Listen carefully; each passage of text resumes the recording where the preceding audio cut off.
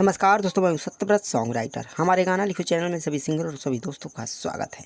आज मैं इस वीडियो में लेकर आया हूं भोजपुरी नया गाना, लिखा हुआ गाना भतार हमके बड़ी मरले बा।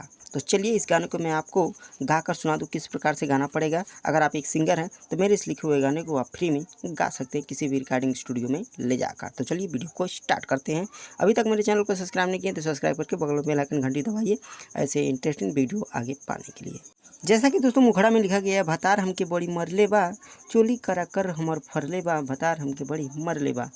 तो तीनों लाइन को दो दो बार गाना पड़ेगा। चलिए गाकर सुनाते हैं। भतार हमके बड़ी मरले बा, भतार हमके बड़ी मरले बा, चोली करा कर हमर फरले बा, चोली करा कर हमर फरले बा, भतार हमके बड़ी मरले बा, भतार हमके बड़ी मरले बा।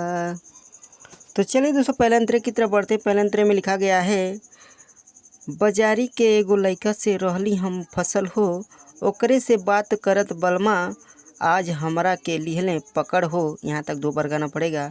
हमके छोड़े के अब ठनले बा, भतार हमके बड़ी मरले बा। तो चलिए गाकर सुनाते हैं।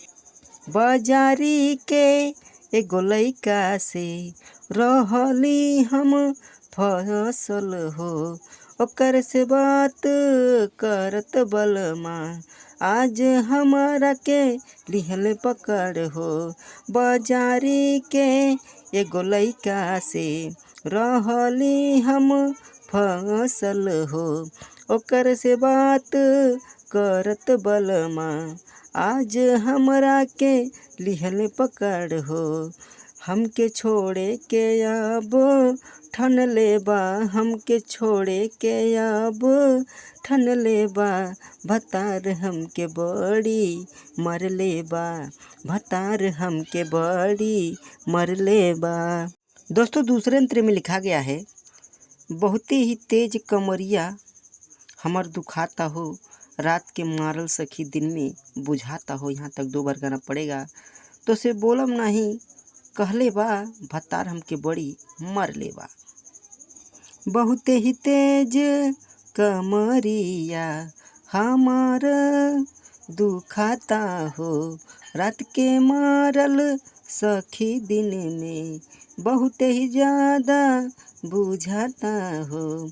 बहुत ही तेज कमरिया हमार दुखाता हो, रात के मारल सखी दिन में बहुते बुझाता हो। तो से बोलब नहीं हमसे कहले बा, तो से बोलब नहीं हमसे कहले बा, भतार हमके बड़ी मरले बा, भतार हमके बड़ी मरले बा। दोस्तों अगर आपको कोई भी गाना लिखवाना हो या हमारे म्यूजिक रिकॉर्डिंग स्टूडियो में गाना गाना है तो हमारे नंबर पर संपर्क करें। आज के लिए इतना ही। नमस्कार।